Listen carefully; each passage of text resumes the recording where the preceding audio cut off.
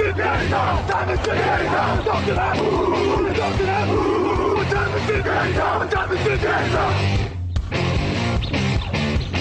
gun, Hulk left slot, Dixie left, T left, Mercedes, wide chip, Ricky, Fever left, 75, Katie, Omaha. We're good.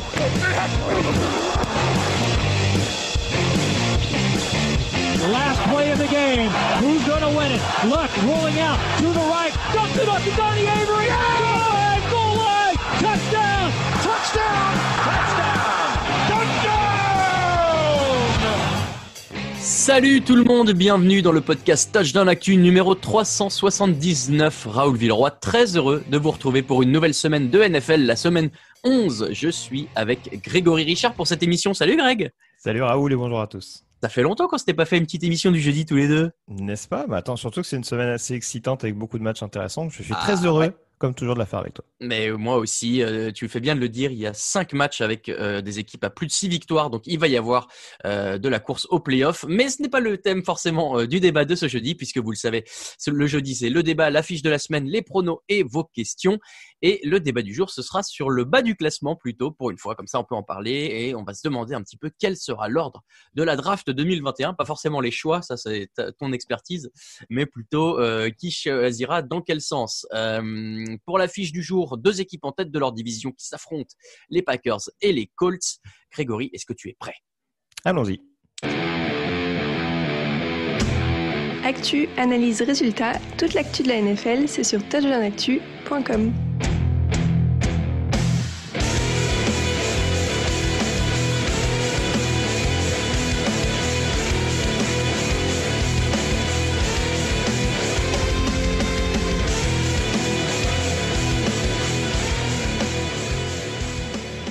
Toujours aussi énergique, c'est le jingle de Titan, j'adore.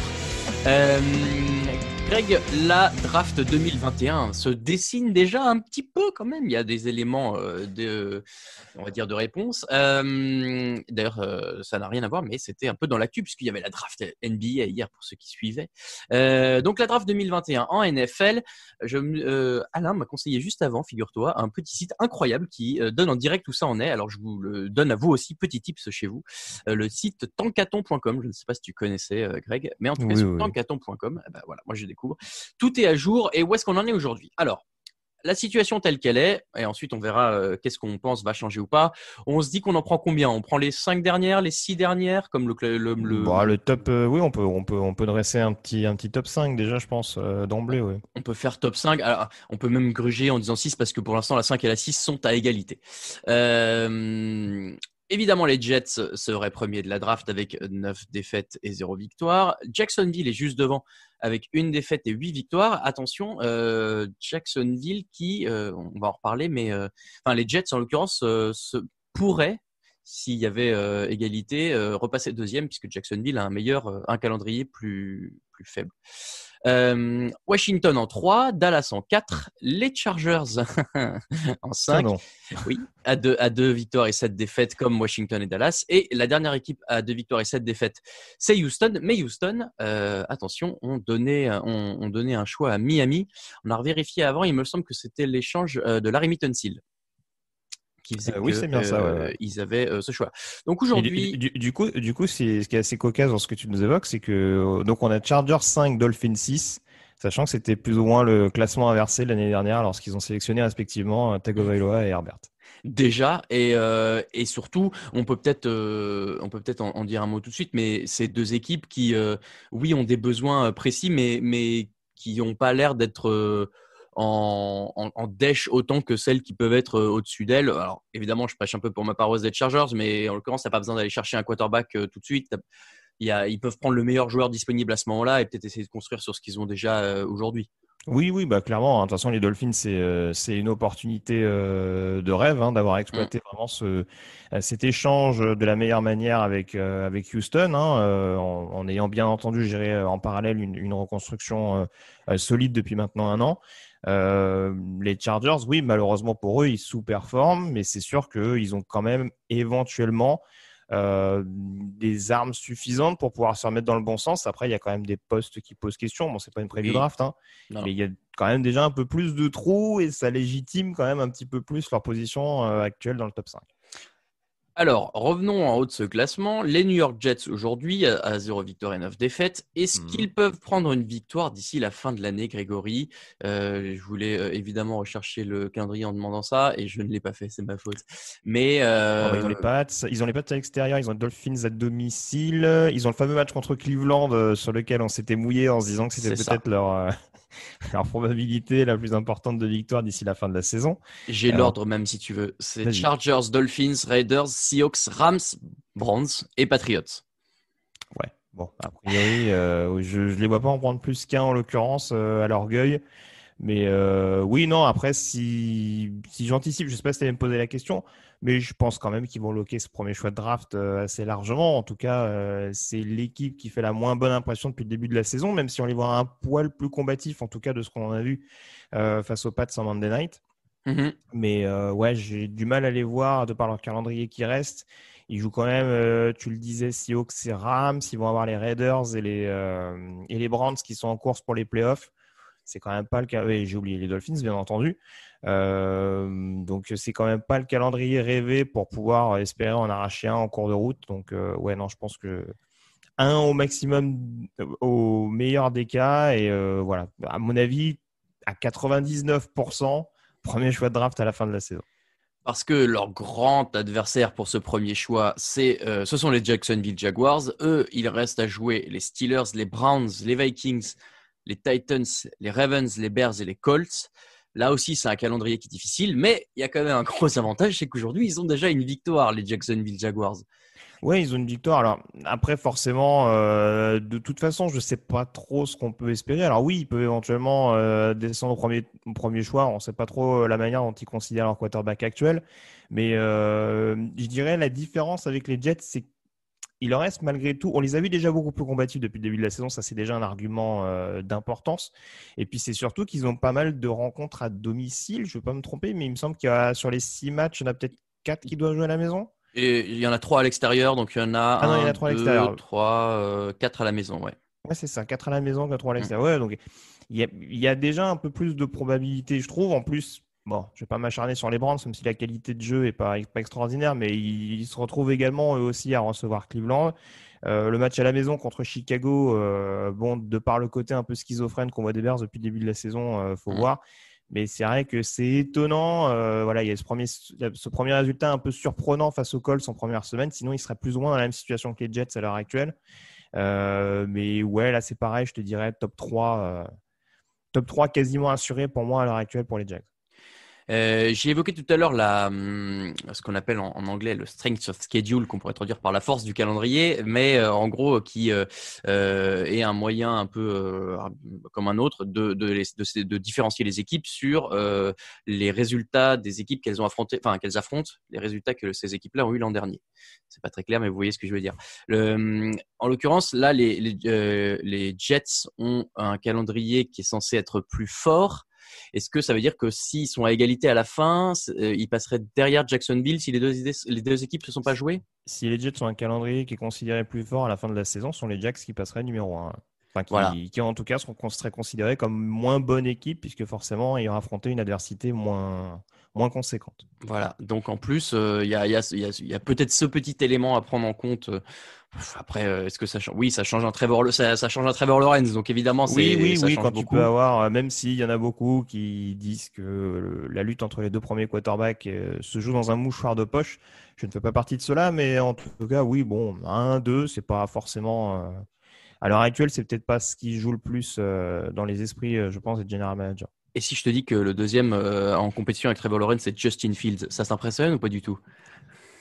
Vu la fréquence à laquelle on en parle, de moins en moins, mais c'est déjà bien que tu l'aies noté. J'ai découvert ça, c'était écrit sur le site, bien sûr, sur Tankaton, c'est marqué en bas.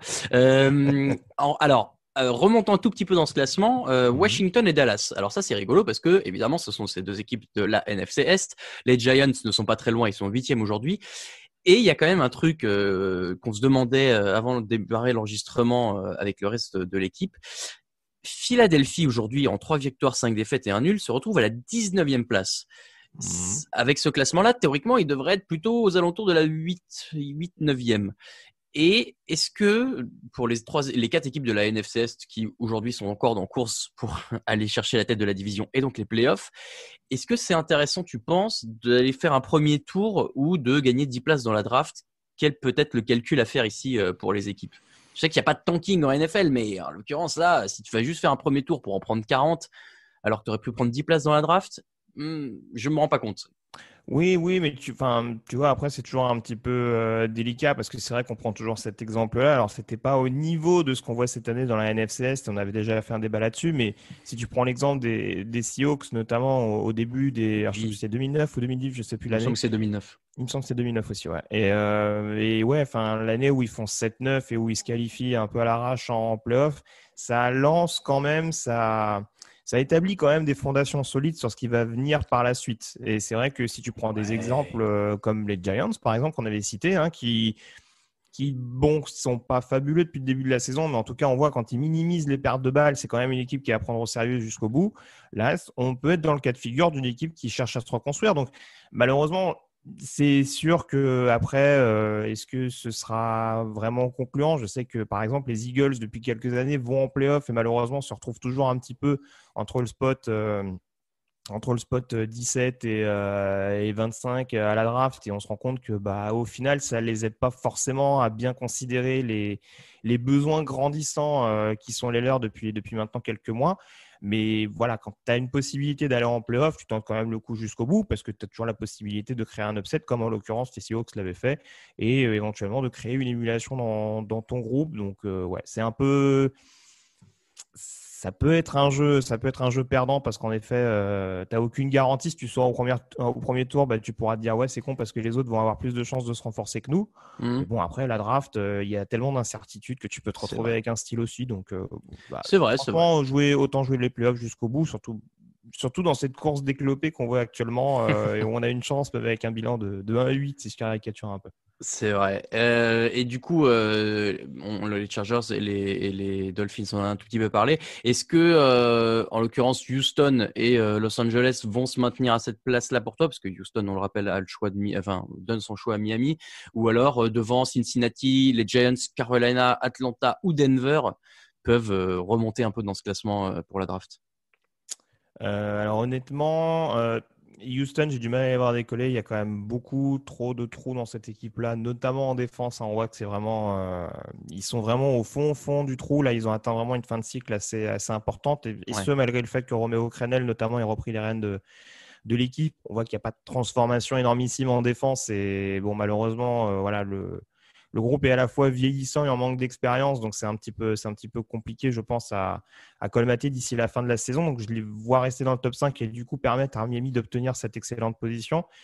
Les Chargers, c'est toujours un peu compliqué. C'est toujours une équipe qui reste dans les matchs. Donc ça peut être cette équipe-là qui va être en sous-régime tout au long de la saison et puis qui va en arracher 3-4 sur les dernières semaines. On va se dire, peut-être. On va peut-être même garder Anthony Lynn. Ah non au secours. Arrête. Donc non, les Chargers, j'en suis pas persuadé. J'attends de voir, notamment, ils ont toujours leur réception des Broncos dans quelques semaines.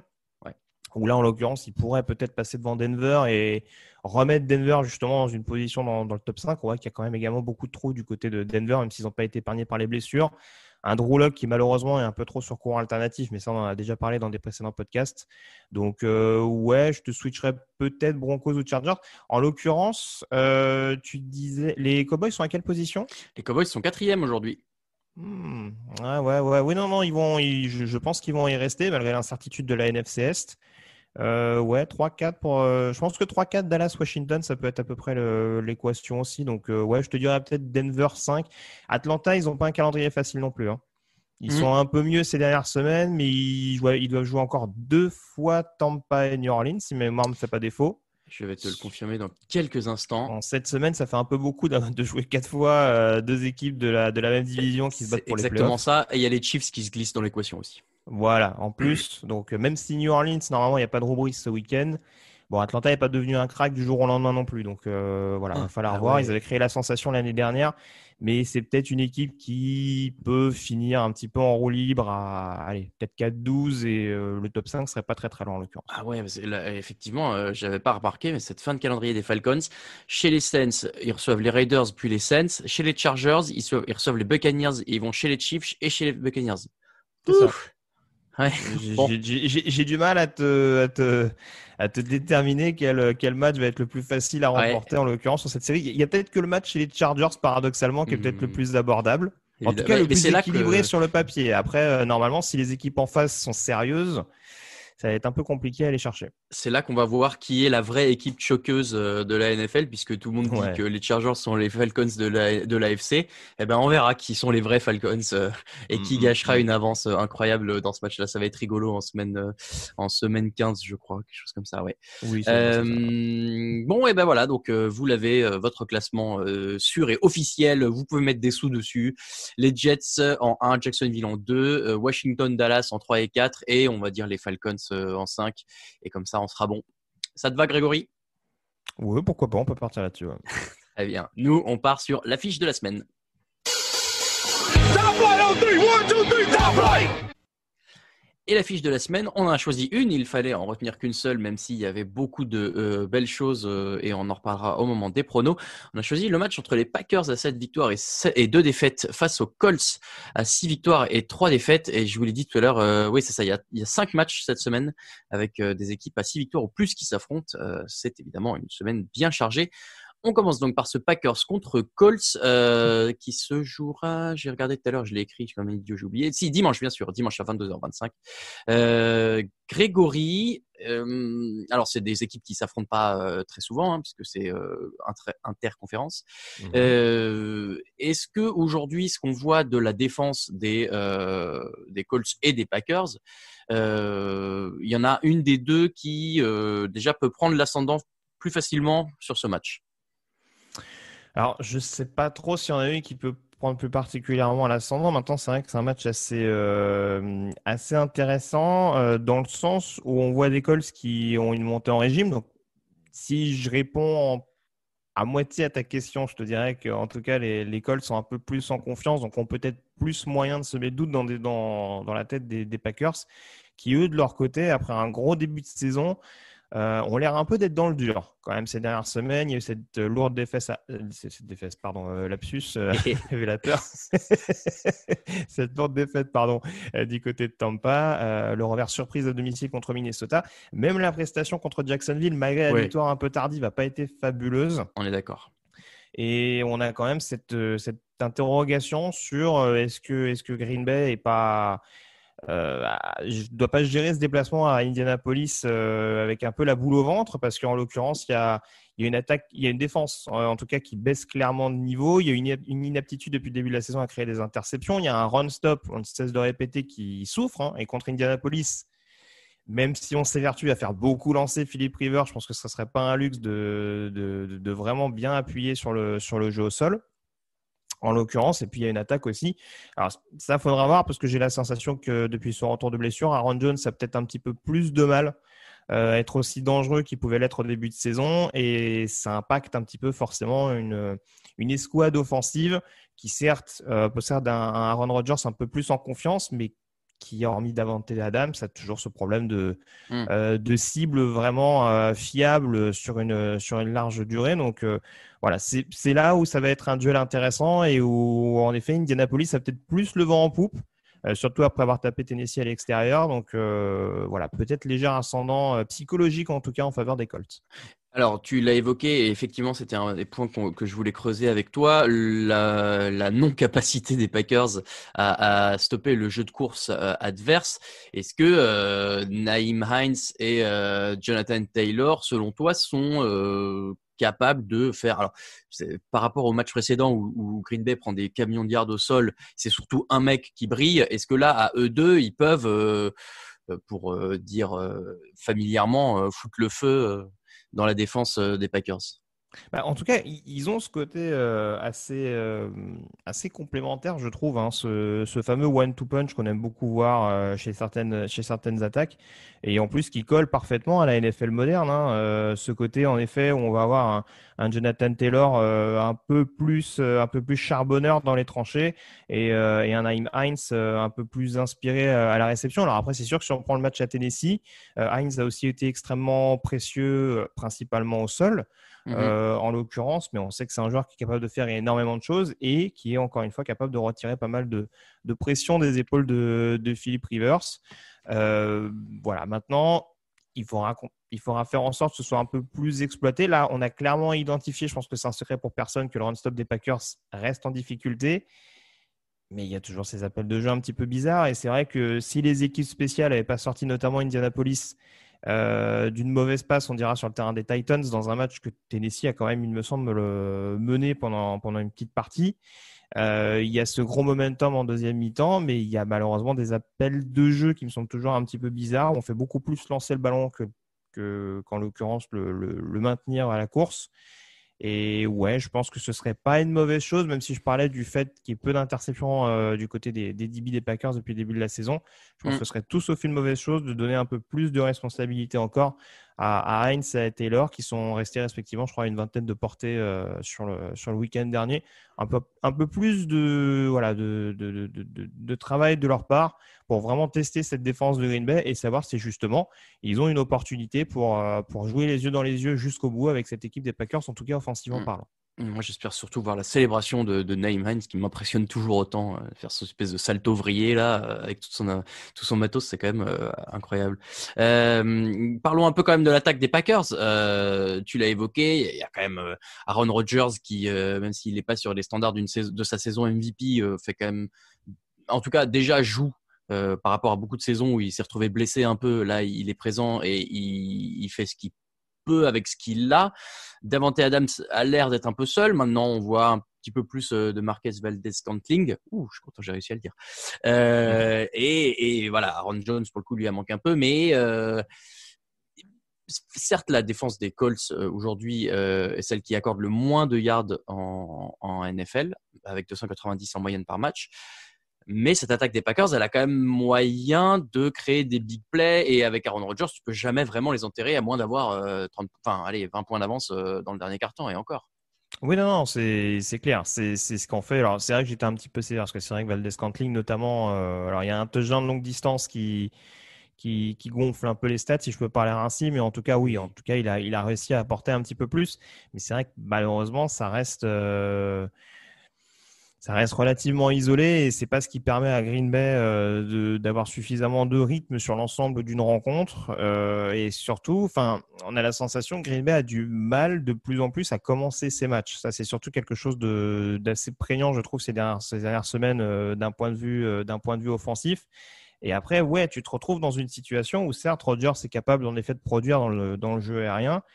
Mais ouais, où forcément c'est peut-être un petit peu compliqué, où on va beaucoup privilégier du jeu profond qui va pas forcément bien fonctionner. Et pourtant, paradoxalement, il y a une belle ligne offensive, hein, donc encore une fois, il y a beaucoup d'armes. Après, est-ce que c'est parfaitement exploité en termes de play call? Est-ce qu'on n'a pas tendance à se précipiter un petit peu et à se mettre un petit peu en difficulté tout seul dès le début de la rencontre, de par justement aussi les difficultés qu'éprouve la défense à stopper efficacement les attaques adverses? Je pense que c'est vraiment dans la tête actuellement les problèmes du côté de Green Bay, parce que l'effectif est là, même si, encore une fois, hein, je le dis, ça pourrait être meilleur sur certaines escouades, bien entendu, mais l'effectif est globalement là. Mais il y a encore une fois quelque chose qui s'est un peu cassé ces dernières semaines et qu'il va falloir réussir à remettre en avant. Et contre une équipe d'Indianapolis qui reste extrêmement bien coachée, notamment en défense, où on s'est vraiment remis dans le bon sens après cette fameuse première semaine un peu fâcheuse contre Jacksonville. On ne va pas la ressasser chaque semaine, mais voilà, c'est là où on s'aperçoit que c'était une anomalie et où malheureusement pour les Colts, c'est une défaite qui a été un petit peu perdue en cours de route sur une deuxième mi-temps vraiment gâchée. Mais là, on se retrouve vraiment avec une équipe pleinement appliquée. Et c'est vraiment un match où Matt LaFleur va pas devoir se louper en termes de coaching parce qu'en face, un Matt Eberflus est capable de vraiment prendre à défaut et d'exploiter les moindres erreurs qui seront faites de la part d'Aaron Rodgers et de ses coéquipiers. Donc, voilà, face à une équipe comme Jacksonville qui était quand même assez prenable, il y a quand même une interception en cours de route le week-end dernier. Et encore une fois, je le disais, une première mi-temps notamment extrêmement poussive. Donc voilà, il ne faudrait pas que ça se renouvelle encore une fois contre une autre équipe d'AFC Sud parce que ça pourrait être une troisième défaite cette saison. Je suis d'accord, effectivement, tu l'as évoqué très vite. Le duel de coaching Matt LaFleur versus Frank Reich, c'est assez rigolo. Voilà, l'affiche là, de ce côté-là aussi est sympa. Il faut faire un choix, il faut se mouiller. Grégory, qui choisis-tu dans ce match ? Bah écoute, très, très souvent, je donne des analyses et puis derrière, je dis c'est pas grave, je pense que ça va quand même le faire. Ouais, j'aurais quand même tendance à aller du côté d'Indianapolis parce que ouais, non, Green Bay actuellement me rassure pas trop.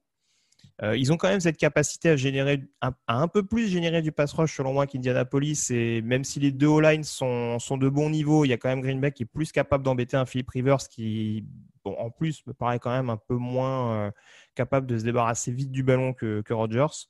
Donc ils ont quand même ça en leur faveur. Après, encore une fois, je le dis d'un point de vue coaching et d'un point de vue mental à l'heure actuelle, Indianapolis me semble surfer sur une meilleure vibe, si je peux parler ainsi. Donc ouais, Indianapolis pour moi en l'occurrence sur ce match. Tu m'as presque convaincu, mais je vais rester sur les Packers. Je vais rester sur les Packers en l'occurrence. Il y a quand même ce facteur Aaron Rodgers que je ne peux complètement écarter. Ouais, Philippe Rivers s'appréciera. C'est vrai qu'à chaque fois que j'ai été contre Philippe, je l'ai amèrement regretté cette saison. Mais vas-y, mais les Packers, c'est là. Je rêve. Bon, nous on passe à tous les pronos de la semaine 11. It's time, baby! Make it special tonight! Make tonight special! It's our night, and it's our division. It's our time to go win it. We're gonna start fast and finish strong. Yes, sir. Here we go. Work on three. 1, 2, 3, work!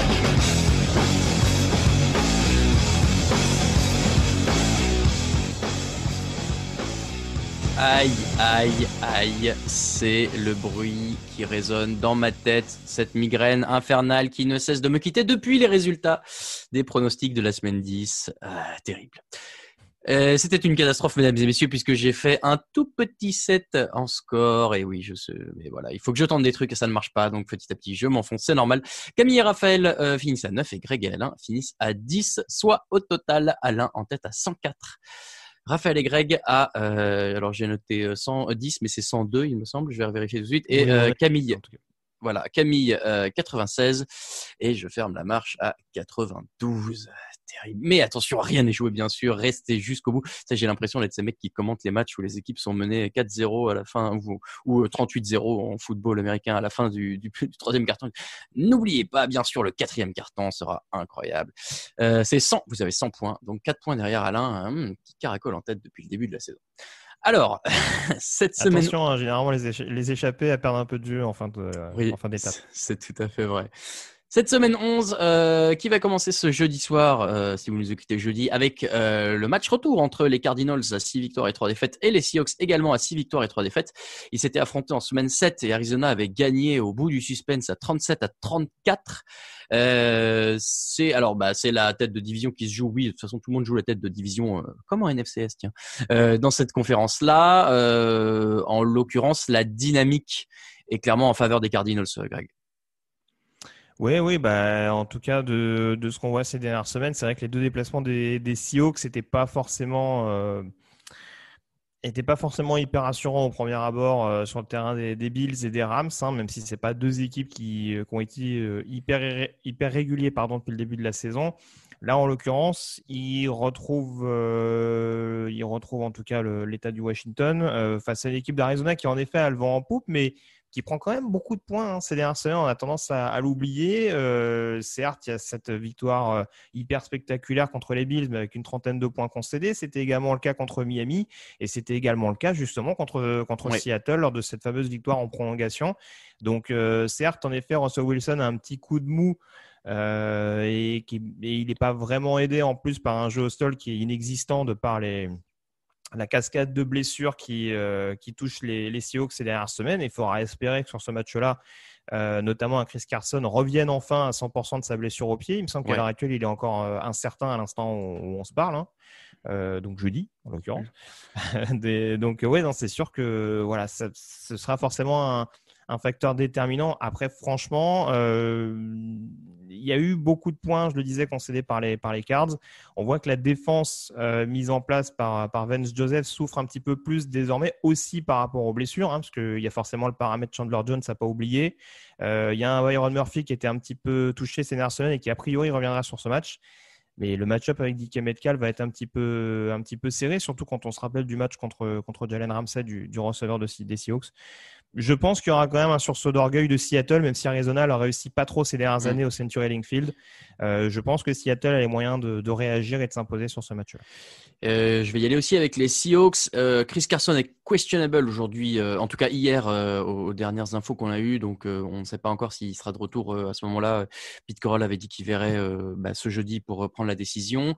Et les Cardinals ont gagné les 2 derniers matchs, en l'occurrence face à Seattle. Donc voilà, effectivement. Ça peut encore être un match à points, parce que je parlais des DB d'Arizona. Il me semble que Dunbar et Griffin sont encore out sur ce match-là côté Seattle. Donc ça peut permettre à Kyler Murray de s'éclater un peu. Ouais, les deux sont absents. Alors, effectivement, il peut y avoir beaucoup de points. Maintenant, je veux croire que l'expérience et l'expérience du coaching staff aussi des Seahawks peut leur permettre d'éviter une troisième défaite consécutive face à Arizona. En tout cas, on le leur souhaite. Je vais prendre les Seahawks également. Les matchs du dimanche, on commence avec le match Bengals à 2 victoires, 6 défaites et 1 nul face à la Washington Football Team à 2 victoires et 7 défaites. Quelle fait envie cette affiche. Alors, est-ce que c'est le genre de match où on va enfin voir on va pouvoir profiter d'un Joe Burrow dans un fauteuil et du coup en se disant il a vraiment quelque chose et ça va être sympa quand il aura une vraie équipe autour de lui? C'est pas le meilleur match pour être dans un fauteuil en l'occurrence, parce que jouer la D-line, d'ailleurs au passage on aura quand même le numéro 1 contre le numéro 2 de la dernière draft. C'est vrai. Ils risquent de se croiser 2-3 fois a priori. Donc non, pour le coup, c'est pas le meilleur match. C'est sûr, quand tu sors d'une telle débâcle du côté de Pittsburgh, te retrouver contre Washington qui défensivement, en tout cas sur le premier rideau, est capable d'être extrêmement incisif. En plus face à la O-line des Bengals, forcément c'est pas ce qui rassure le plus. Donc c'est ça. On a vu que les Bengals avaient réagi ces dernières semaines avec notamment quelques renforts. Il y a cette victoire convaincante contre Tennessee, mais face à les Titans qui n'arrivent pas à générer beaucoup de pression cette année. Je pense quand même que face à Washington, ça peut être un peu plus compliqué. Alex Smith sort d'une bonne semaine contre Détroit. Oui. Contre une équipe des Bengals qui, pareil, a du mal à générer du pass rush depuis le début de l'année. J'aurais quand même tendance à aller du côté de Washington pour ce match-là. Ah ouais, d'accord. Mais Cincinnati, c'est une équipe qui difficilement, d'une semaine à l'autre, ils vont montrer des visages différents. Donc, mais Washington quand même. Moi, je vais quand même prendre les Bengals. À chaque fois, tu me fais un peu douter, ça m'énerve. non, je vais garder les Bengals. De toute façon, maintenant, c'est pas comme si j'avais grand chose à jouer. Atlanta Falcons, donc, qui commence sa fin de saison terrible par les New Orleans Saints. 3 victoires, 6 défaites pour Atlanta, 7 victoires, 2 défaites pour les Saints. En l'occurrence, sans Drew Brees. On a fait semblant de poser la question, est-ce que ce sera Jameis Winston ou Taysom Hill mardi dans le podcast? Ce sera plutôt Jameis Winston, on est d'accord, Grégory? Oui. Je comprends toujours pas pourquoi on paye un quarterback 7 millions d'euros pour juste le faire courir sur quelques phases de jeu. Mais bon, c'est la gestion des Saints. Je suis pas là pour juger. Ils se sont pas encore joués cette année. Les Falcons ont quand même gagné 4 de leurs 5 derniers matchs. Alors, historiquement, sur les derniers matchs peut-être, mais là, il y a quand même beaucoup d'éléments qui vont en faveur de New Orleans, même sans Drew Brees, en l'occurrence Alvin Kamara, pour commencer par lui. Oui. En face, par quoi on peut répondre du côté des Falcons? Une serviette blanche. Je rappelle qu'ils sortent de bye week en plus. Je l'ai dit. C'est très particulier parce que j'en avais parlé l'année dernière au même stade à peu près de la saison. Il y avait une fameuse bye week pour Atlanta. Ils étaient revenus du côté du Superdome pour aller s'imposer dans un match qu'ils avaient dominé de bout en bout. Donc en plus sur un match, il manque quand même le quarterback des Saints. Jameis Winston m'a pas bluffé sur les quelques phases de jeu qu'il a montré lors de son entrée face à J'ai oublié contre qui il jouait d'ailleurs, face aux Niners. Mais bon, après, voilà, je le dis, Sean Payton reste un spécialiste offensif. Je pense qu'il va essayer de minimiser au maximum les possibles erreurs de Winston, surtout vu comment carbure Camara depuis le début de la saison. Ça va être le principal duel à surveiller. Il va falloir avoir un Deion Jones notamment hyper appliqué. On sait qu'il aime bien généralement les confrontations contre les Saints depuis qu'il est arrivé en NFL, mais là, en l'occurrence, il va falloir qu'il charbonne. Mais ça me paraît quand même un poil trop court pour réussir à stopper cette équipe des Saints qui, en plus, défensivement, me montre un peu plus de certitude. On a un Marshon Lattimore qui a l'air beaucoup plus appliqué. Ouais, enfin. Donc, en tout cas, ça va nous donner là encore un match-up assez excitant avec Julio Jones. Donc, match à pas sous-estimer, je pense, pour parler sérieusement de la part des Saints. Mais oui, la logique voudrait, surtout après leur coup de force du côté de Tampa et le fait qu'ils aient récupéré la main sur la division, que les Saints s'imposent contre les Falcons. Et alors, tu parles de la défense, une petite stat pour vous, chers auditeurs, c'est que les Saints sont aujourd'hui l'équipe avec le plus de matchs consécutifs sans coureur adverse à 100 yards. Ils sont à 52 matchs d'affilée sans avoir concédé plus de 100 yards à un bien parce que coureur Gurley n'en a adverse. pas beaucoup cette année. Voilà, et en fait, ils ont battu les Cowboys qui étaient à 51 et les Cowboys qui, de 72 à 76, n'avaient pas concédé un match à plus de 100 yards à un coureur en face. Et ben voilà, les Saints ont repris la main sur ce record. Alors, tout le monde a son record en NFL, mais celui-ci, en l'occurrence, il est assez sympa à avoir. Le match suivant, les Steelers à 9 victoires et 0 défaites chez les Jacksonville Jaguars à 1 victoire et 8 défaites. Bon, peut-être pas la peine d'y passer beaucoup de temps. Jake Luton face à Ben Roethlisberger, la défense des Steelers face à la défense des Jaguars. Chase Claypool face à DJ Shark, tiens, peut-être voilà, ou Juju, allez, C'est même un gros jeu à distance. Mais, ouais, non, oui, mais voilà, j'essaie de trouver des trucs sur lesquels les Jaguars ont un peu l'équivalent. Mais en fait, à part DJ Shark, et encore, il y a tellement de receveurs du côté des Steelers, c'est un peu réducteur. Non, mais de dire DJ Shark, j'ai oublié son prénom, Joe Hayden, ça peut être un match-up assez sympa à voir en effet. Mais ouais, non, après, c'est toujours pareil. Depuis que Jake Luton est lancé, on dit, oh, bah, de toute façon, ils ont leur quarterback backup et ils montrent pas grand-chose. Ils perdent de rien contre Houston et contre Green Bay. Ils ont quand même le drive pour potentiellement les enquiquiner. Donc, on a vu que les Steelers étaient pas non plus immunisés contre l'excès de confiance, hein, notamment du côté de Dallas. Donc, ouais, non, c'est pas. On sait qu'il y a un petit peu d'historique, hein, même si bon, c'était très occasionnel entre les Steelers et les Jaguars lors de la très bonne saison de Jacksonville. On sait que ça avait fait monter un petit peu des tensions entre les deux franchises. Après, ça a l'air quand même d'être un petit peu retombé avec le départ massif de certains joueurs des Jags. Je pense que Pittsburgh a quand même les moyens de s'imposer et de s'avancer encore un peu plus, surtout avec la défaite des Ravens le week-end dernier, vers un titre de division qui lui tend les bras. Je suis d'accord. Et alors, je repensais, c'est vrai que il arrive à Roethlisberger de rater des matchs complètement avec 3 interceptions et des trucs comme ça. Sur ce match-là, même si c'est le cas, malheureusement, je pense que les Jaguars sont assez loin du niveau affiché par les Steelers. Donc, je vais quand même y aller avec Pittsburgh. New England Patriots à 4 victoires et 5 défaites chez les Texans de Houston à 2 victoires et 7 défaites. Romeo Crennel, bien sûr, qui retrouve ses anciens copains. Oui, il y a beaucoup de retrouvailles sur ce match. Ouais, il y a plein de... C'est vrai que c'est 2 équipes qui ont un historique. Mais alors, j'ai du mal à cerner les Patriots de cette année. Là, ils sortent d'une victoire convaincante face à Baltimore. J'ai beaucoup moins de mal à cerner les Houston Texans puisque ils se ratent quasiment toutes les semaines malgré et c'est triste pour lui, un Deshaun Watson qui tente de surnager et qui en fait j'ai l'impression même ça ne suffit plus. Enfin, même ça il n'y arrive plus. Ça me paraît compliqué pour Houston quand même. C'est ça, ce qui est un peu triste, c'est que les actions d'éclat de Deshaun Watson ces dernières semaines, c'est des actions à la course, quoi. Donc, quand on sait le potentiel qu'il avait réussi à atteindre d'un point de vue aérien ces dernières années, ça fait un peu peine à voir en l'occurrence, c'est sûr. Là, en plus, face à une équipe des Pats qui, défensivement est beaucoup plus dans les standards. C'est vrai qu'on les voyait un petit peu plus en souffrance. Il faut dire qu'ils n'étaient pas vraiment aidés par l'attaque. Mais là, ils sont quand même beaucoup plus dans les standards avec notamment un Jesse Jackson hyper opportuniste. Et puis surtout, moi, ce qui m'inquiète pour les Texans, c'est que leur run-stop est inefficace depuis le début de la saison. Et je pense que New England ne va pas se gêner pour appuyer là-dessus avec un Damien Harris efficace et un Cam Newton prolifique dans ce secteur-là. Donc c'est compliqué, même si tu le disais, il y a une équipe des Pats qui est capable de perdre à domicile contre Denver, qui est capable d'être à 2 doigts de se faire taper par les Jets en prime time, qui bat dans la foulée Baltimore. Bon, c'est une équipe difficile à pronostiquer, mais je le vois quand même gagner dans le Texas. Je les vois aussi. Tu évoquais J.C. Jackson. Il est en tête aujourd'hui des intercepteurs de la Ligue puisqu'il a 6 interceptions, ce qui fait lui le meilleur à ce jeu-là. Les Eagles à 3 victoires et 5 défaites et un nul face aux Browns à 6 victoires et 3 défaites. On a évoqué rapidement les Browns tout à l'heure. Qu'est-ce que tu as dit? Il me semble que tu as dit offensivement, ils étaient pas. C'est moche, quoi. Mais je pense qu'on l'a tous vu contre Houston, justement. Oui. C'était quand même assez vilain. Donc, ouais. Et voilà, là, il y a cette équipe des Eagles qui arrive clopin depuis le début de la saison à tirer leur épingle du jeu et qui joue la tête de la division, hein, rappelons-le. Les Browns vont plutôt, eux, essayer d'aller chercher une place en wildcard.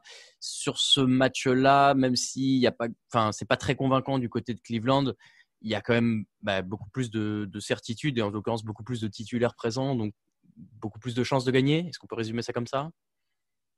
Cleveland est forcément favori de ce match de par voilà, parce que même si d'un point de vue artistique, bon, en NFL on n'est pas là pour donner des notes artistiques. Certes. On peut juger ça comme on veut. Après, j'ai pas dans l'idée que les Eagles soient hyper spectaculaires depuis le début de la saison.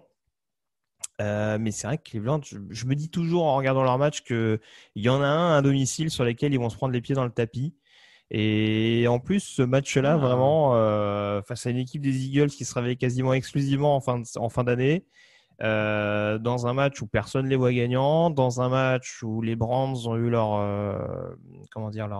infrastructures fermées momentanément, où ils ont des O-line qui sont toujours un peu justement touchés, notamment à l'intérieur de la ligne. Bon, ça m'interroge un peu. Après, oui, la logique voudrait que j'aille du côté de Cleveland, mais je serais vraiment tout sauf étonné que les Eagles aillent s'imposer du côté des Browns. Après, on a vu que le retour de Nick Chubb avait fait vraiment beaucoup de bien aux joueurs de Kevin Stefanski. Donc, voilà. Si ça peut leur permettre de monter un peu plus en puissance, notamment offensivement, voilà, j'y vais avec les Browns sur ce match. Petit prono comme ça pour toi. Combien de sacs pour Myles Garrett? S'il joue, parce qu'il me semble qu'il y a encore un certain à l'heure actuelle, ouais, ça peut aller jusqu'à beaucoup, parce que ouais, les Eagles sont toujours, je crois que c'est 36 sacs depuis le début de la saison. J'ai plus la stat, mais ouais, ça fait plus de 2 sacs par rencontre concédés par Carson Wentz. Oh, il peut aller en chercher au moins 2, hein, a priori. Ouais, il était questionable mercredi hier, et selon la Associated Press, il ne s'est pas entraîné à cause d'une maladie. Alors, on verra ce qu'il en est. Mais en l'occurrence, ça n'a pas l'air d'être physique, donc peut-être qu'il sera revenu. Oui, on lui souhaite d'être là. Je pense que les Eagles n'espèrent pas, mais on lui souhaite d'être là. Je pense que Carson Wentz a beaucoup prié pour qu'il ne soit pas là. Les Lions à 4 victoires et 5 défaites face aux Panthers à 3 victoires et 7 défaites. Duel de félins et duel d'équipes qui, pourquoi pas, là sur les derniers matchs, ont l'air de montrer de meilleures choses. En tout cas, alors oui, les Panthers ont perdu leurs 5 matchs d'affilée, d'accord. Non mais oui, mais voilà, il y a quand même le retour de Christian McCaffrey. Bon, alors en l'occurrence, on ne sait pas pour combien de temps. D'ailleurs, je ne sais même pas s'il va. Oui, je crois qu'il est très incertain encore sur ce match. Il me semble qu'il n'a pas joué le week-end dernier et qu'il est très incertain encore. Je suis même pas sûr que Bridgewater jouera. On me dit même qu'il est out. Je lis que McCaffrey est out. Bon, du coup, ça résume vachement la prévue de ce match-là. Non, mais voilà, même s'il y avait du mieux du côté des Panthers, la dynamique du côté de Détroit me paraît un peu plus avantageuse. Et dans ces moments-là, j'ai toujours envie de regarder qui est le meilleur quarterback. Matthew Stafford face à Teddy Bridgewater. Bon, le choix pour moi, il est vite fait. Et je sais que tu es dans mon camp sur ce sujet-là. Oui, j'aime bien Bridgewater, mais oui, Stafford quand même, je préfère un peu plus. Après, non, franchement, la forme est meilleure du côté de Détroit, mais de très très peu, hein, parce que c'est vraiment parce que Carolina souffre notamment d'un point de vue blessure et profondeur. Ils sont quand même souvent dans les matchs, mais malheureusement, ouais, ils ont un petit peu de mal à conclure, puisque c'est quoi le dernier match que j'avais en tête? Le match contre Tampa, ils jouent longtemps les yeux dans les yeux avec les Bucks. La mi-temps, ils sont quasi contre une équipe qui était un petit peu vexée de s'être fait botter les fesses le week-end d'avant. Ils ont quand même tenu au moins pendant une mi-temps. Et après, voilà, là, on se rend compte que il y a quand même Bridgewater qui est incertain, McCaffrey sur la touche. A priori, Dante Jackson qui sera sur la touche aussi sur le poste de corner, un poste à besoin On sait que c'est pas l'idéal. Après, du côté de Détroit, je sais pas trop où on en est au niveau de la situation de Kenny Golladay, qui a manqué les dernières semaines, mais qui a priori serait sur le chemin du retour. Ça, c'est pas une mauvaise chose. Mais c'est un duel hyper équilibré. Et il était limité à l'entraînement mercredi. Ouais, c'est pour ça, franchement. C'est compliqué. Les Panthers me montrent plus de choses, mais j'ai l'impression que d'un point de vue effectif, en tout cas d'un point de vue un petit peu bobo, j'aurais peut-être tendance à y aller vers les Lions, mais il est dur ce match. Oui, il est dur, je suis d'accord avec toi. Moi, je vais prendre les Lions aussi, comme dit, sur la dynamique, mais c'est pas là-dessus que je mettrais une pièce, par exemple. Ouais, les Lions, allez, les Lions. Match suivant, les Titans à 6 victoires et 3 défaites face aux Ravens à 6 victoires et 3 défaites. Enfin, un des matchs entre équipes qui s'affrontent. Deux équipes évidemment très fortes au sol. Deux équipes qui sont dans le top 3 des attaques en AFC et qui est surtout le rematch du Divisional Round de l'an dernier que les Titans avaient un peu... Alors, usurper le mot est fort parce qu'ils avaient mérité cette victoire, mais personne ne les voyait gagnant dans ce match-là. Ils avaient surpris clairement les Ravens qui marchaient sur toute la ligue, oui, c'est sûr. Et qui couraient littéralement sur toute la ligue. Donc, voilà. Est-ce que sur ce match-là, il faut s'attendre à 15 passes maximum de Tannehill et de Lamar Jackson ? Je sais pas, après c'est un match où il peut y avoir des points parce que les deux défenses sont pas épargnées non plus par les blessures. J.D. Von Clowney du côté de Tennessee est toujours très incertain, Adoree Jackson également. Côté Baltimore, on rappelle qu'il y a notamment les blessures de Calais Campbell et de Brandon Williams sur la D-line, ce qui est quand même pas anodin malgré tout. C'est quand même les deux leaders du premier rideau, donc c'est non négligeable. Donc ça peut éventuellement permettre au moins à Baltimore de se relancer offensivement, parce que j'ai pas dans l'idée que Tennessee, leur point faible, soit en attaque. Depuis le début de la saison, ils ont peut-être les moyens de poser des soucis à cette équipe des Ravens. Qui malheureusement en termes de défense déshonore pas depuis le début de la saison, mais souffre peut-être également justement cette baisse de régime assez flagrante de l'attaque. Donc j'ai presque envie de te dire que ce sera force contre force selon moi, mais aussi faiblesse contre faiblesse, et que celui qui gagnera le match-up entre l'attaque des Ravens et la défense des Titans aura sans doute un ascendant. Je vois quand même Baltimore gagner ce match-là, puisqu'en l'occurrence c'est pas beau du côté de Baltimore, mais on arrive quand même à limiter un peu la casse, avec notamment cette victoire à Indianapolis il y a quelques semaines de ça. Du côté de Tennessee, tu vois quand même que ces dernières semaines, c'est beaucoup plus dur. Il y a eu 3 revers en très peu de temps, notamment celui du jeudi précédent contre Indianapolis, qui les sort de la tête de la division. En plus. Et là, c'est pas le meilleur moment pour se déplacer du côté de Baltimore, même si les Ravens ne sont pas dans une forme olympique, c'est un euphémisme de le dire. Moi, je vais prendre Baltimore aussi. Baltimore, qui est quand même l'équipe qui accorde le moins de points à NFL, 18,3 par match. Donc, c'est quand même une stat à prendre en compte, même si leur défense n'est pas hermétique à 100%. Ils encaissent assez peu de points. Il faut voir comment ils arriveront à stopper Derrick Henry, mais dans la zone rouge, c'est là où ça va être intéressant. Ouais, je suis d'accord. Donc, moi, je vais prendre Baltimore aussi, mais là où je disais que le match précédent était pas évident à pronostiquer, celui-là non plus, mais celui-là, il est un peu plus sympa quand même. On passe à 22h05 d'abord, le dimanche, le match des Jets à 0 victoire et 9 défaites face aux Chargers à 2 victoires et 7 défaites.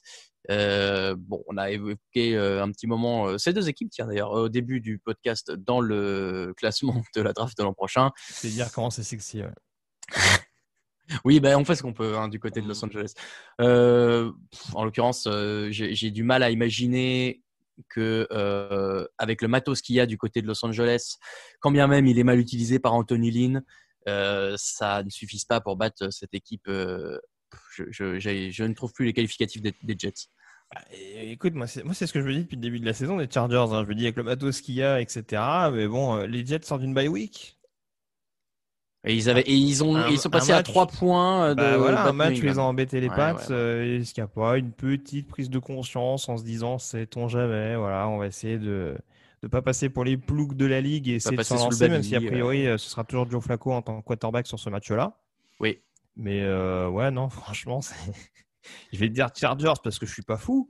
Mais ouais, là, franchement, je pense qu'Antonini il peut se faire virer après ce match-là s'il trouve le moyen de perdre contre les Jets. Attends, parce que j'en viens presque à me demander si ce serait pas intéressant de perdre ce match du coup.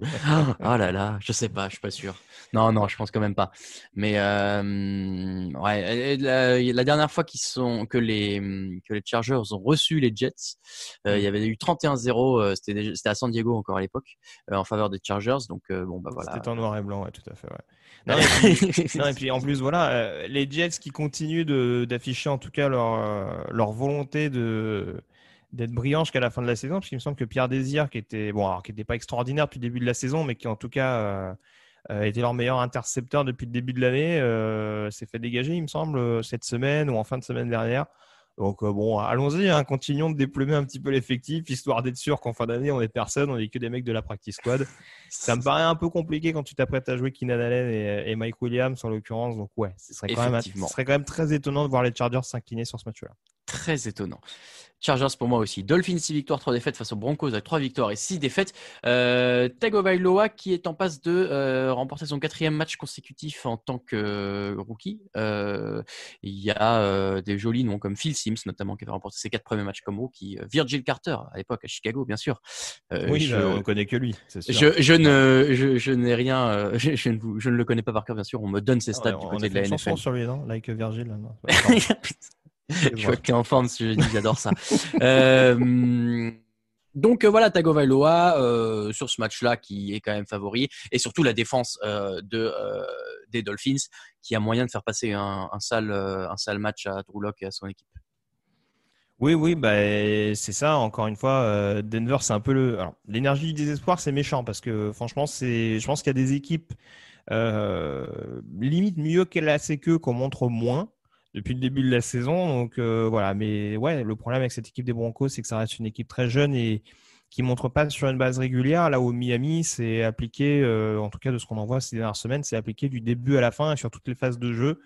Donc c'est vrai que sur ce match-là, vu les trajectoires globales, j'aurais tendance, oui, à aller vers Miami. Ça reste un match piégeux, mais voilà, Miami, en ayant tapé les Rams, en ayant gagné du côté d'Arizona, j'ai du mal à les voir se prendre les pieds dans le tapis du côté de Denver. Donc, ouais. Toujours en course, Miami, pour éventuellement arracher la FCS, hein, parce que Buffalo a pris un ascendant, mais vu la forme actuelle, va y avoir un petit Buffalo Miami qui va coûter cher en fin d'année à ce rythme-là. Exactement. Et alors, moi, ce qui me rassure du côté de Miami en plus sur ce match, c'est que mon gars sûr, Jason Sanders, quand bien même il a raté un field goal la semaine dernière, dans l'ère de Mile High, réussira tous ses coups de pied, bien sûr, même les très lointains. Donc, ça devrait avantager les Dolphins. S'il fait 0 sur 4, tu vas le payer. Alors là, s'il fait 0 sur 4, il va y avoir un contrat sur ta tête de la part des Dolphins. Je ferai mieux qu'amende honorable. Je ferai un geste en faveur des fans des Dolphins parce que c'est vrai que ce serait terrible. Dimanche à 22h25, les Cowboys à 2 victoires et 7 défaites chez les Vikings à 4 victoires, 5 défaites. On parlait d'équipes qui ont une meilleure dynamique depuis quelques semaines. En l'occurrence, celle des Vikings est assez impressionnante. Alors, on nous dit qu'Andy Dalton serait de retour du côté de Dallas, qui sort d'une bye week après avoir perdu face à Pittsburgh, mais en surprenant une bonne partie du match. Malgré ça, j'ai encore du mal à voir cette équipe de Dallas se relever de l'espèce d'effondrement mental qu'il y a eu depuis la blessure de Dak Prescott. Et à l'inverse, je vois mieux les Vikings continuer sur leur bonne lancée, surtout Dalvin Cook. Oui, non, tu as tout dit. Je pense que je vais pas passer 10 minutes sur ce match-là. Oui, non, je suis globalement plus optimiste pour les Vikings. Il y a une équipe qui a été bien maîtrisée, bien recentrée, en tout cas pour se mettre dans les meilleures dispositions, alors qu'on pouvait penser que ce serait des gros candidats pour le top 5 de la draft. Et en face, il y a une équipe qui est clairement démobilisée et qui défensivement aura du mal à couvrir efficacement et contre la course et contre la passe. Donc, j'aurais tendance à aller vers les Vikings aussi. L'autre match de 22h25, c'était les Green Bay Packers à 7 victoires et 2 défaites chez les Colts à 6 victoires, 3 défaites. On en a parlé tout à l'heure. Il me semble que tu prends les Colts et je prends les Packers. Dans la nuit de dimanche à lundi, le Sunday Night Football entre les Kansas City Chiefs à 8 victoires et 1 défaite face aux Las Vegas Raiders à 6 victoires et 3 défaites. Ils se sont déjà joués cette année. La seule défaite, je vais y arriver, des Chiefs, en l'occurrence, c'était face aux Raiders. C'était leur première défaite en 18 matchs, je crois, si tu prenais les playoffs et le Super Bowl. Parce qu'ils avaient bien terminé l'année dernière. Ouais, donc voilà, c'était un coup d'arrêt qui, je pense, a un peu embêté l'ego des Chiefs. Est-ce que les Raiders sont capables de réitérer l'exploit? Ah oui, bien sûr. En tout cas, de ce qu'on voit, là aussi, c'est bien coaché depuis le début de la saison. Et puis, c'est pas la première fois que je m'en fais l'écho, mais c'est sûr que cette équipe des Chiefs ne me rassure pas de bout en bout. Ils ont notamment un run-stop que je trouve très très en difficulté au fur et à mesure des semaines. Et là, en l'occurrence, face à Josh Jacobs, c'est pas le bon moment. Voilà, il y a quand même largement de quoi produire du côté de la franchise du Nevada. Donc, c'est sûr que là, en l'occurrence, je suis un peu plus inquiet défensivement du côté de Las Vegas parce que forcément, il n'y a pas de pass rush et il n'y a pas non plus un backfield qui m'éblouit au moment de défendre sur Patrick Mahomes. Oh, Max Crosby fait pas une mauvaise saison. Oui, mais il y a que lui. Et en plus, alors malheureusement pour lui, Clelin Ferrell produit pas depuis le début de la saison. Il me semble qu'il est sur la liste Covid depuis peu, donc voilà. En plus, ça aide pas. Mais ouais, non, c'est malheureusement, ouais, je pense qu'il y aura peut-être pas autant de points qu'au match aller. C'est peut-être deux équipes qui vont se craindre un petit peu plus. Peut-être. On dira. Enfin, c'est pas étonnant du côté des Raiders, mais ce sera peut-être un petit peu plus du côté des Chiefs. Mais je pense qu'il y aura quand même moyen qu'il y ait quelques touchdowns inscrits sur ce match-là, parce qu'encore une fois, les deux défenses sont pas parfaites de bout en bout. Et il y a en plus des attaques capables de carburer et d'avoir vraiment des momentum susceptibles d'être conclus. Donc je vois quand même Kansas City réagir. Ils sortent d'une bye week en plus. Si j'ai ils sortent d'une bye week et ils avaient gagné de 2 points face à Carolina. Voilà. En semaine 9.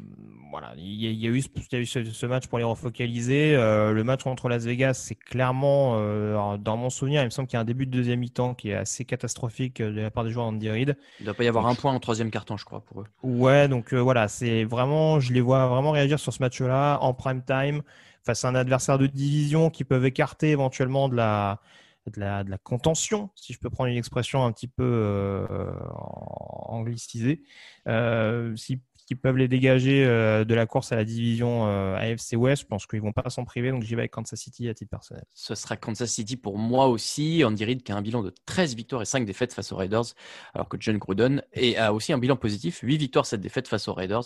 Évidemment, c'est toute équipe coachée confondue. Il y a peut-être des victoires avec les Eagles. J'ai dit face aux... T'as dit face aux Raiders. Ah bon, c'est face aux... Oui, c'est face aux Chiefs, bien sûr. Et enfin, le Monday Night Football entre les Rams à 6 victoires et 3 défaites et les Buccaneers à 7 victoires et 3 défaites. Est-ce que ce serait pas un gros match défensif, ça, sur le papier, Greg? En tout cas, c'est pas ce qu'on aurait cru au début de la saison. Parce qu'a priori, on aurait pu s'attendre à 30 points de chaque côté, vu les signatures sexy des Bucks et vu la mouvance habituelle des Rams depuis l'arrivée de McVay. Oui, c'est sûr que ça a l'air de resserrer un petit peu plus. En l'occurrence, il va vraiment y avoir des duels, notamment sur la couverture, qui vont être assez sympas à suivre de part et d'autre, notamment le duel entre Mike Evans et Jalen Ramsey, puisqu'on sait qu'en plus Evans sort d'une prestation un peu compliquée contre Marshawn Lattimore. Alors, c'était pas le week-end dernier, mais en tout cas, je pense que ça l'a un petit peu atteint. Donc là, face à un autre top cornerback de bon calibre, je pense qu'il aura à cœur de se reprendre. Voilà. Après, je pense que Tampa m'apparaît un peu plus complet.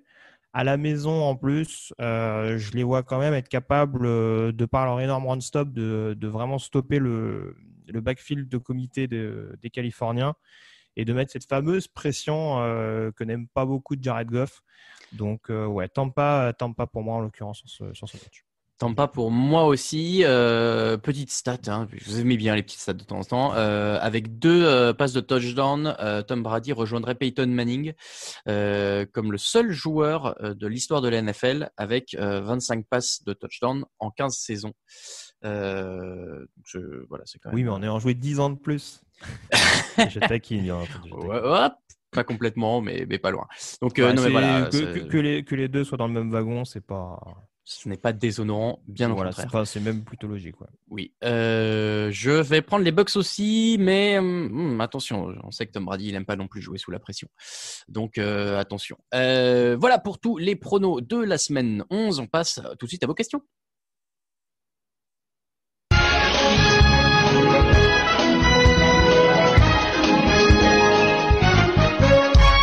Et je manque à mon devoir le plus élémentaire de rappeler que Buffalo, Chicago, New York, en l'occurrence les Giants, et San Francisco sont en bye week. Vos questions, chers auditeurs et auditrices. La première, Fidel Gastro, salut la team.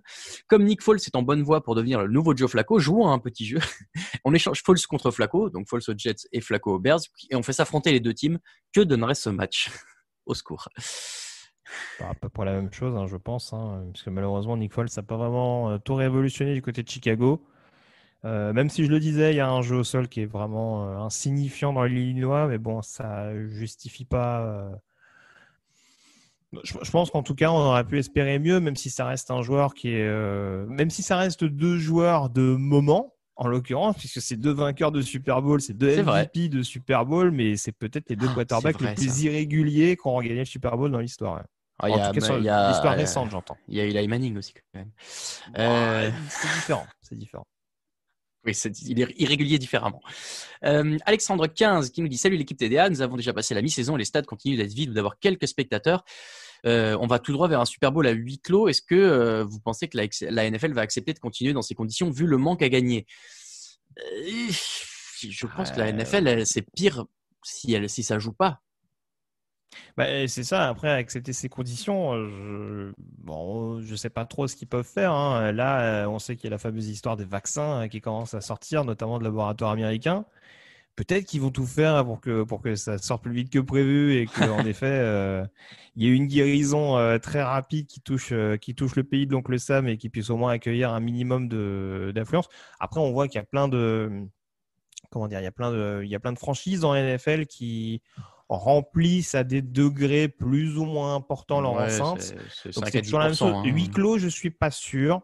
Non, je pense pas. Maintenant, il y a une telle complexité en termes d'organisation qu'il faudrait quand même que parce que c'est pas la même chose d'encadrer des gens qui viennent plus ou moins du coin où tu joues et des gens qui viennent du quatre coins des États-Unis. Alors surtout dans la question, est-ce qu'il y a un manque à gagner? Encore une fois, je pense que c'est pire s'il n'y a pas de match télédiffusé, parce que c'est là que vient la. Après, il y aura toujours les sponsors. Faut pas se leurrer. Voilà. On va beaucoup surfer sur la pub de toute façon, etc. Donc les revenus télé restent tels pour un événement comme le Super Bowl.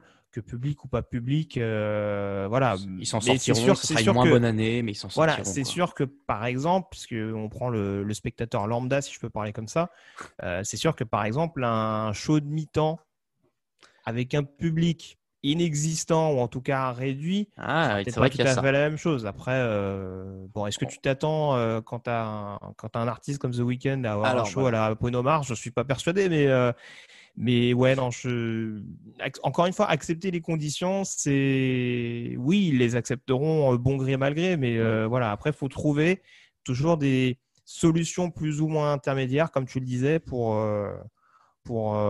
pouvoir contenter un minimum de gens. Et en effet, ce sera toujours mieux que pas de match du tout et pas de. Une saison encore plus compliquée que celle qu'on a connue, parce que malgré tout, malgré la situation sanitaire qui est celle qu'elle est toujours aujourd'hui, on passe quand même beaucoup entre les mailles du filet. Oui, il y a eu très peu de matchs décalés. Il y a eu il y a eu un moment une petite crise au niveau de la semaine 5 et puis tout s'est un peu décalé. Donc maintenant, ça rentre dans le rang. Écoutez, tant mieux pour nous. Après, est-ce que tout est clean? Je ne sais pas ce que je dis, mais voilà. Ça, on peut pas on a quand même l'avantage de ne pas être trop pénalisé d'un point de vue purement sportif. On ne peut pas le savoir en l'occurrence. Jeff Dewan, question, salut la team, double question sur les Hail Mary. Quelle est la Hail Mary la plus importante de l'histoire? Est-ce que c'est Green Bay face à Arizona en playoff il y a 5 ans? Et enfin, si vous êtes mené de 2 points comme les Panthers face aux Chiefs en week 9, que tentez-vous? Un field goal de plus de 60 yards ou une Hail Mary? Moi, je tente toujours la Hail Mary. Moi, je suis un joueur de ouf. Tout dépend de ton kicker. Après, des kickers qui réussissent de plus de 60 yards, même s'il y en a qui commencent à arriver, c'est quand même... Ça court pas les rues non plus. Donc, j'aurais quand même tendance à tenter la Hail Mary, mais bon, c'est pas. Voilà, tout dépend de qui t'as à ta disposition. La plus importante de l'histoire pour toi, Green Bay, Arizona, il y a 5 ans, Toujours, d'ailleurs, je l'ai évoqué mardi, au stade de Phoenix en plus. Hein. Enfin, J'ai pas tous les souvenirs en tête, mais ouais, non. Si on prend juste la NFL, oui, sûrement Aaron Rodgers du côté d'Arizona. Ouais. Si on prend juste la NFL, pardon, oui, évidemment qu'on ne parle pas d'NCAA dans ce podcast. Écoute, parce que sinon, Cordell Stewart contre Michigan, ça reste historique. Je ne sais pas qui c'est. C'est toi qui est Cordell Stewart? Non. Un ancien quarterback de Pittsburgh, Raoul quand même. Bon, excuse-moi, je t'ai coupé, vas-y. Je ne sais pas qui c'est. Question de Dolphin. Bonjour l'équipe. Voyez-vous une équipe avec un bilan négatif actuellement capable de faire une série de victoires et accrocher les playoffs? Question Minnesota, New England, évidemment hors NFC Est. Hein. Oui. Il veut nous demander s'ils auront un bilan positif à la fin de la saison ou s'ils peuvent juste se battre pour les playoffs, parce que juste se battre pour les playoffs. Exclut de facto la NFC Est, mais pour répondre à la question, Minnesota me paraît quand même les mieux lancés. Là, ouais, surtout qu'ils vont rejouer Chicago à domicile. Là, ils jouent Dallas, qui peut déjà leur permettre d'avoir un bilan égal. Ouais, non, franchement, c'est pas. Ils vont jouer Carolina à domicile avec la situation qui est celle des Panthers dont on parlait tout à l'heure. Ouais, non, a priori, oui, non. Si on exclut, comme tu disais, la NFC Est, ouais, New England, Minnesota, ça me paraît pas mal. New England, c'est toujours dépendant de l'attaque, hein, mais ouais, Minnesota, ça a l'air déjà un peu plus complet de ce qu'on en voit ces dernières semaines, et avec un calendrier qui peut leur permettre en effet de se tirer la bourre jusqu'au bout. Les autres équipes en négatif, il y a Détroit à 4-5, mais j'y crois peu. San Francisco à 4-6, c'est très difficile dans leur division, je pense. San Francisco, c'est une équipe qui peut être chiante d'une semaine à l'autre. Hein. Ouais, mais dans leur division, aujourd'hui, après, tout le monde va peut-être un peu se tirer dans les pattes, donc peut-être que ça peut finir équilibré. C'est bien coaché. Après, le problème, ouais, c'est ça, c'est que c'est tellement une hécatombe d'une semaine à l'autre et puis, une hécatombe d'un point de vue blessure et d'un point de vue Covid. Là, franchement, ils auront eu la totale cette année. Donc, s'ils arrivent à récupérer un minimum de force, oui, ils peuvent toujours éventuellement jouer le poil à gratter et finir avec un bilan positif, mais là, on n'est pas vraiment dans cet état d'esprit-là à l'heure actuelle, je pense. La gueule de bois du Super Bowl, pour eux, c'est pas une légende, hein, c'est vraiment fou. Tiens, petite question, évidemment, pourquoi je n'ai pas le nom de celui qui me pose la question? Je l'ai mal, désolé pour l'auditeur qui a posé la question, mais en l'occurrence, la question c'était à la fin du podcast, quelle est la phrase? On finit en quoi? On finit en requin. C'était le gage, c'était mon gage d'ailleurs, je crois, de finir en requin comme le requin gauche, bien sûr, de Katy Perry au show de la mi-temps au Super Bowl. Est-ce qu'on a prévu de refaire le générique de fin quand tous les joueurs cités seront à la retraite? C'est vrai qu'il n'y a plus Marshawn Lynch. Écoutez, on demandera à Kickban. On espère qu'ils seront toujours. La question était de bébé ours, hein, au passage. Ah, bravo, merci beaucoup. Et alors, question de Hugo Le Saint. Suite à la réception d'Hopkins, qui restera sûrement dans les annales, quelle est l'action que vous retiendrez le plus depuis le début de la saison? C'est vrai que celle-là, difficile de faire l'impasse. Après les autres, j'ai l'impression que plus les années passent, plus j'ai des failles de mémoire, ça m'inquiète beaucoup. Hein, parce que notre disque dur de NFL n'est pas extensible à volonté, quoi. Au bout d'un moment, il y a trop de trucs qui rentrent. Ouais, non. Pourtant, je suis pas si vieux que ça, hein, mais. Ouais, mais tu as beaucoup de connaissances de la NFL d'avant, alors que moi, j'ai encore plein d'espace libre. Non, mais ce qui m'inquiète, c'est qu'il faut retenir juste des actions depuis le début de la saison, et même ça, ouais, c'est un peu. Mais ouais, non, en tout cas, il n'y a pas grand-chose qui touche l'action d'Hopkins. Après, moi, il y aura quand même le truc de revoir Alex Smith sur le terrain, je pense. Moi, ça m'a un peu. Oui. Marqué, après, si on prend une action mémorable, malheureusement, je suis obligé. Hein, ça me fait mal au cul, mais l'onside kick de Dallas. L'onside kick de Dallas, ouais. Malheureusement, je pensais à ça aussi. Malheureusement, pour moi, c'est tristement mémorable. Mais je pense que ça a été une des actions les plus marquantes cette année, même si malheureusement, c'est au détriment de mon équipe de cœur.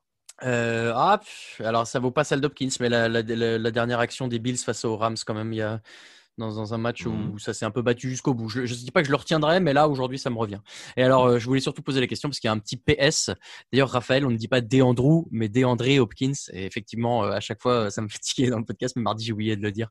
Raphaël qui nous écoute s'en souviendra, je l'espère. Et enfin la dernière question de The Manhunt avec Hello la team, avec la bonne réputation de la No Fun League, quelle est pour vous la règle la moins fun? Pénalité sur les célébrations excessives, chaussettes avec élastique fatigué. Merci à toute l'équipe. Il n'y a plus trop les pénalités sur les célébrations, j'ai l'impression, ces dernières semaines. Non, justement, on avait laissé un petit peu plus de latitude. Parce que, des fois, c'est vrai que ça devenait un peu ridicule. Les joueurs qui lèvent les bras, on fait voilà, attention. Maintenant, on met des amendes après coup quand ils dunkent sur le poteau. Je trouve ça encore plus fourbe, en fait. La règle la moins fun, pardon. c'est pas une règle stricto sensu, mais moi j'avoue que je commence à être un peu fatigué par certains roughing the passer que je trouve extrêmement sévères. Je veux bien qu'on en demande beaucoup et qu'on cherche à protéger les quarterbacks, ça me paraît être la moindre des choses. Mais des fois, ce serait bien, et ça malheureusement, on a toujours du mal à le faire. Ça existe depuis la nuit des temps en termes juridiques, mais séparer la lettre et l'esprit, c'est toujours quelque chose de très compliqué. Oui, dans tous les sports. Ce serait bien de réussir à se dire, est-ce qu'il y avait vraiment possibilité dans ce cas de figure-là d'éviter le roughing the passer, ou est-ce qu'il avait un minimum de temps pour le faire? Et des fois, bon, je veux bien qu'on cherche à avoir des matchs avec beaucoup de points et tout, mais bon, ça me paraît des fois un peu trop strict. Et voilà, c'est pas. Mais encore une fois, la règle pourrait permettre que ce soit moins, pourrait laisser libre cours à l'interprétation, mais bon, malheureusement, l'interprétation est pas forcément toujours optimale, je trouve.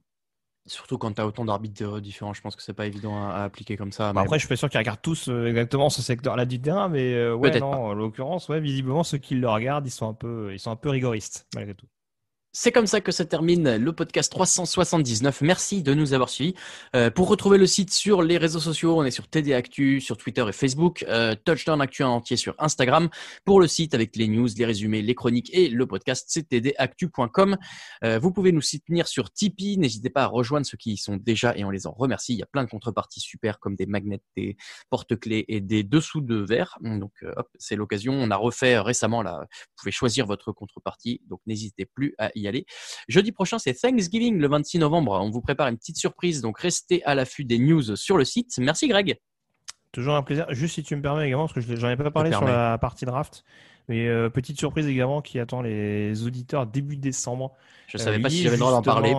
Lié justement à la draft. 2 surprises en l'occurrence. Oh là là une surprise là. Live et une surprise un peu plus constante. J'en dirai sûrement plus dans les jours à venir, mais voilà, petit teasing en l'occurrence. Ouais, ça a l'air très très quali comme tout ce qu'on fait bien sûr à chaque fois.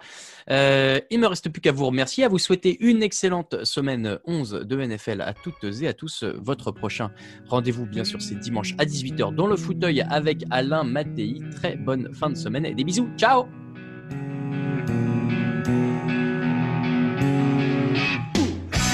Analyse, fromage et jeux de mots, tout sur le foutu est en TDAQ. Le mardi, le jeudi, tel gâteau risotto, les meilleures recettes dans TDAQ. Fumble pour JJ Watt, Bismuth pour Marshall Lynch, Proclash Global Beckham, Tom Brady quarterback, calé sur le fauteuil, option Madame Irma, à la fin on compte les points et on finit en requin.